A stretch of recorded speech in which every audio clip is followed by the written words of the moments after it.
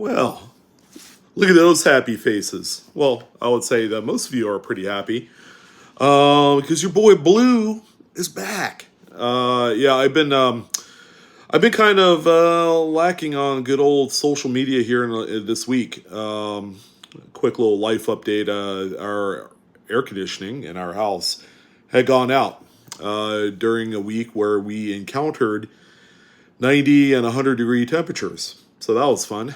We just had it replaced today. That was not fun. But yeah, the electricity was on and off the last few days. We had the power company do some work on our street. And yeah, it kind of prevented me from talking coins and stuff with you guys. Although today we have a really good subject, and we're going to touch on it here momentarily. You guys want to know odds of what it takes to find some of these notes. We're going to talk about it. I wish I had my iPad up here. But quick little thing that we haven't done in a while, and that's a live stream. And I've thought about doing one for tomorrow night. I don't quite know exactly what we're gonna do. Maybe we'll do some roll openings, some roll hunts, or perhaps going through some currency, some dollar bills, things like that. Maybe we could find some of the things that we're going to talk about here in a second. But I would love to hear you guys. What do you guys want to do? Do you want me to pop on for a live stream for an hour or two tomorrow night, which is Friday night? Let me know. Most importantly, if this video gets 500 likes by tomorrow before noon Pacific time, which should be pretty easy. I've hit anywhere from 500 to 1,000 likes on my videos through the first like 12 hours. So yeah, I'm kind of like a mini celebrity, although I don't see myself as that. But I'll let you guys kind of construct what you want Blue Ridge Silverhound to do tomorrow night. If you guys want to see a live stream, go ahead and hit the like button, and yeah, go ahead and comment. Show your support for a live stream, and then we'll do something. It's gonna be a lot of fun. And we'll talk coins. We'll talk about things that I'm gonna do in the coin game over the summer. I think I'm gonna change a little bit of what I do as far as not the video content, but just acquisitions and what I'm gonna do as far as like my eBay business revolving around coins. I think I'm gonna be posting more coin related stuff. But if we do a live stream, yeah, we'll touch on that a little bit more, plus address some of your questions. So you guys know that I'm a huge fan of fancy serial number hunting. Okay, what is fancy serial numbers? It's unique patterns that show up on notes like this one. This one right here has a lot of nines. This is a 7 of a kind serial number. And they're collected based off of the type of serial number that's on there. There's ladder, there's solids where it's 8 of the same number on the serial number. There's repeaters, radars, like you had seen, 7 in a row, 7 of a kind. 7 in a row, of course, is all 7 of one number are all straight with no interrupter in the middle. So you could have, like in this case, this is a 7 of a kind because you have that 0. Now, if the 0 was the final number in that string, it would be a 7 in a row. It's actually a lot more scarce to find a 7 in a row. So I have this pretty neat diagram that I had pulled off of Facebook. Someone had posted it. I'm like, wow, that's kind of neat. And I remember seeing this once before. Someone had actually put this together and, had done all of the mathematics involved, which is quite brilliant.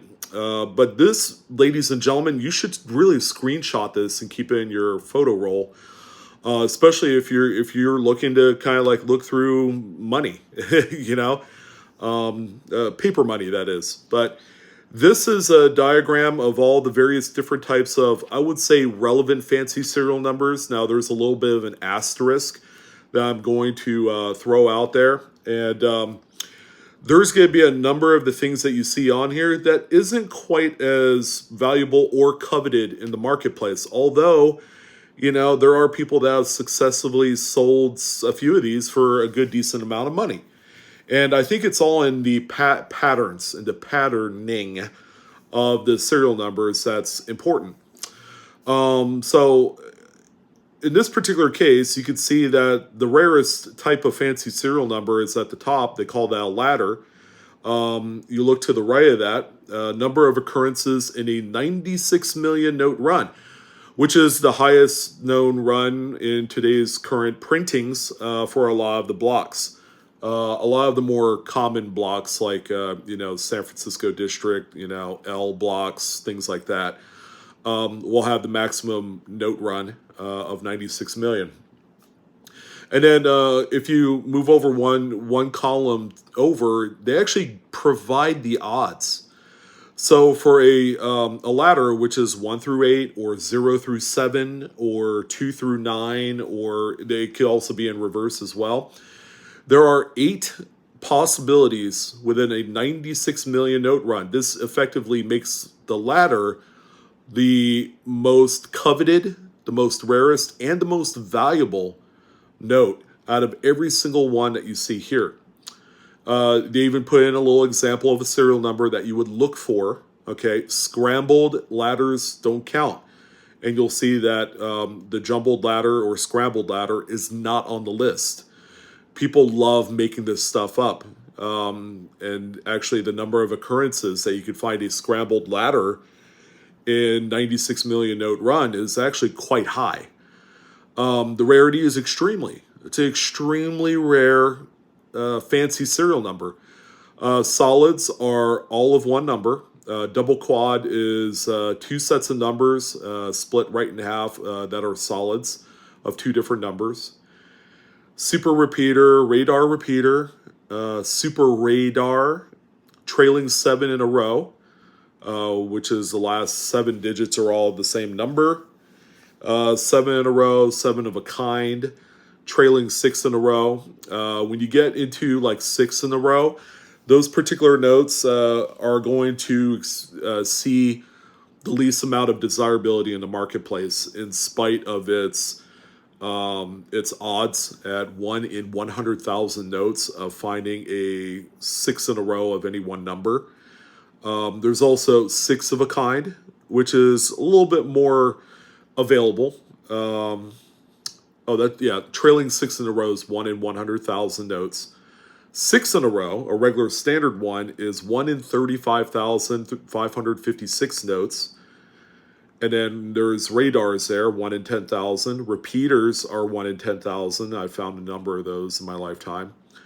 Trailing 5 in a row. 5 in a row, I just don't see as a fancy serial number that demands or should command any sort of type of premium. Now, this one is a trailing, which means all 5 of the same number are in a row, and they're at the tail end of the serial number string. You have binaries. In this particular case, I guess they classify a binary as any 2 numbers. A true binary is actually 1s and 0s. Those are actually a lot more tougher to find than, say, a non-standard binary, which is like maybe a 3 and an 8 repeated over in some sort of pattern on that serial number. Those are mostly rare. And then you have 5 of a kind. So you have 5 of one number in the serial number string is quite rare.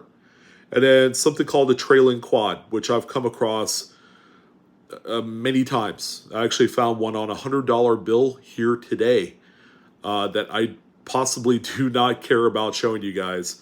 That is a 1 in 1,000 odds of finding that particular note.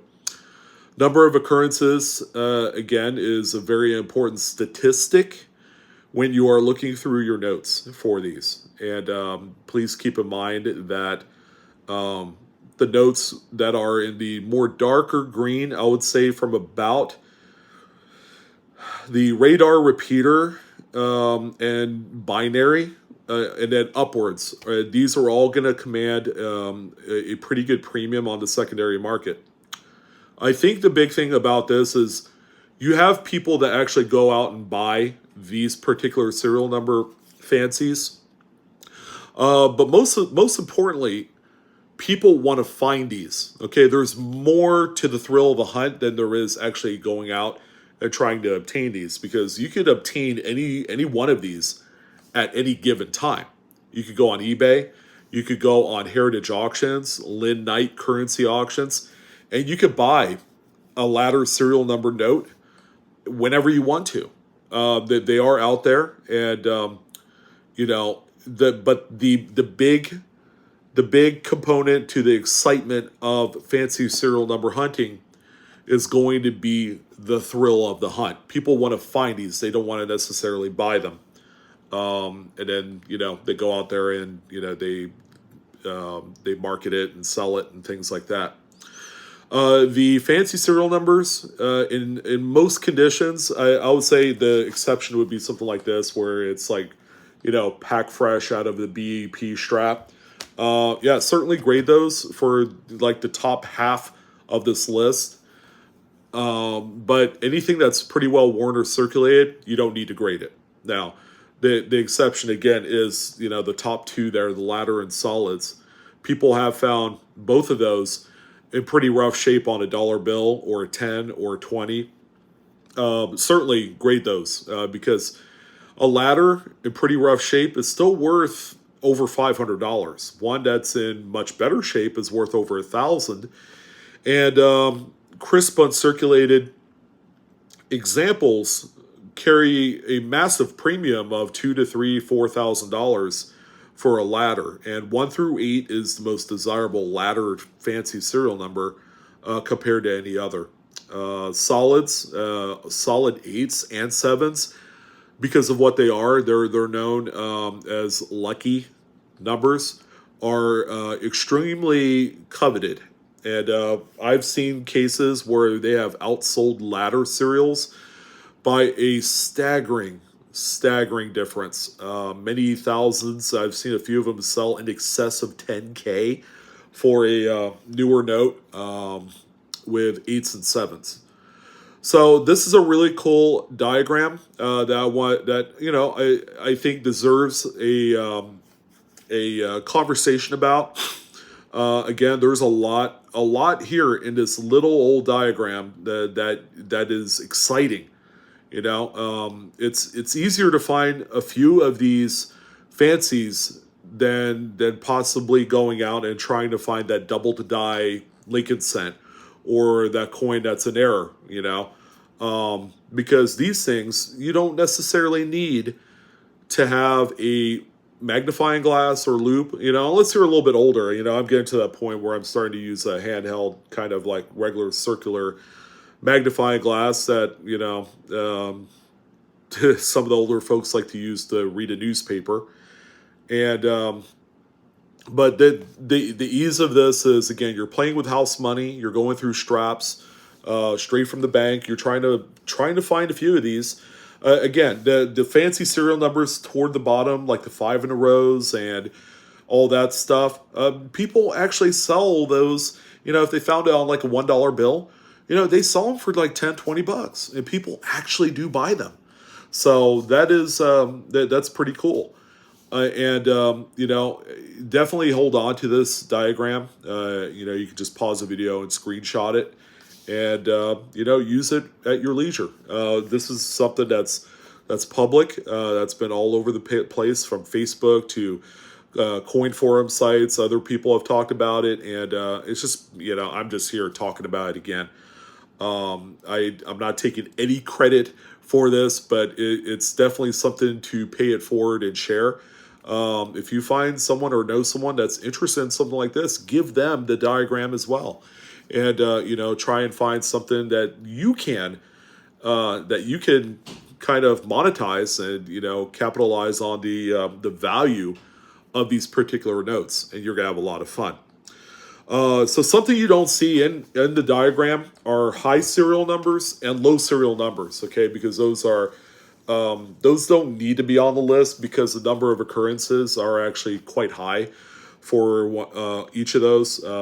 Plus, low serial numbers low serial fancy numbers are really, you talk to anyone and they're going to tell you differently. Me personally, if you have 5 leading zeros and a 3-digit serial, that's what I consider to be a low serial number, like 999 and under.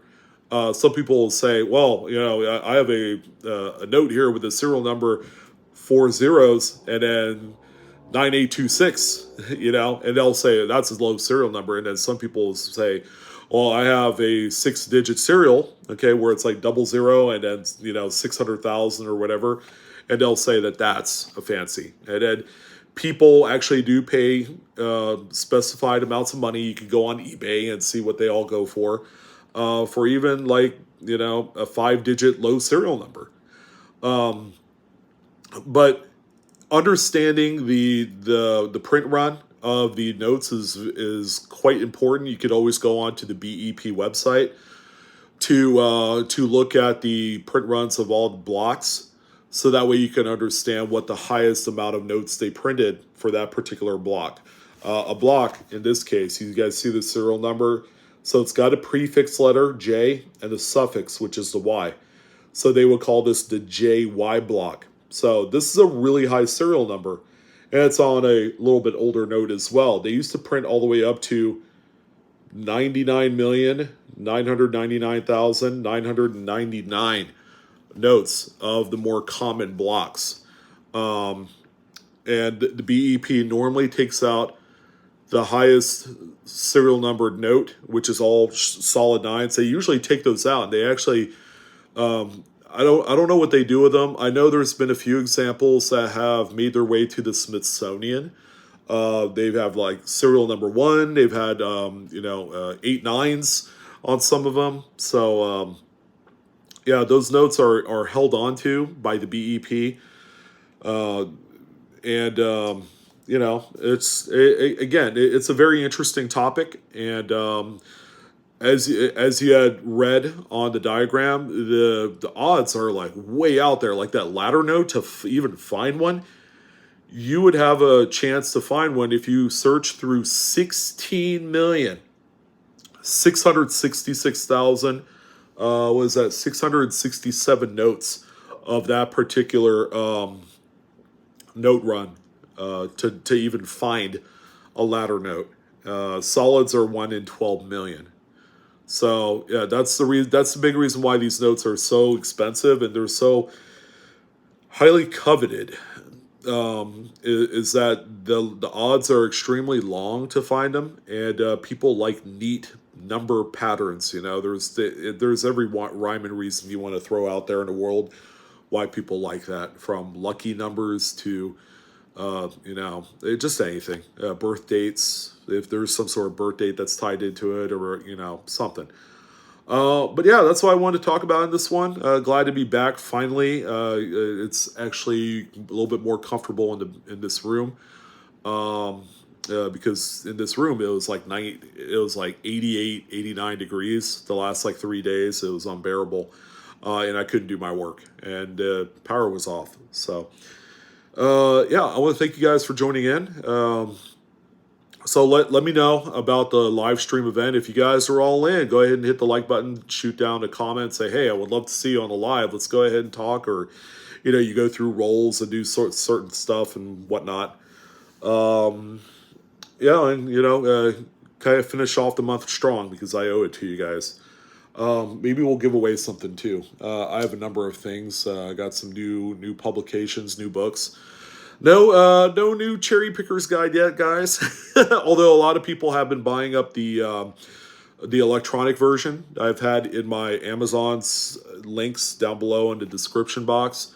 I've sold probably in the last week probably 10 of those, and they're inexpensive. If you want to put them up on your phone or Kindle device or iPad, you could certainly do that. It's not bad. It's not like holding the physical book, but it's the next best thing when the physical book is not out there. But that's going to go ahead and do it, I think, for tonight. Wish you guys a pleasant evening. And yeah, I hope to do a live stream with you guys on a Friday night. That sounds like a lot of fun. Yeah, 500 likes. and go ahead and comment below. Let me know what you guys think. All right. Take care, guys. Peace.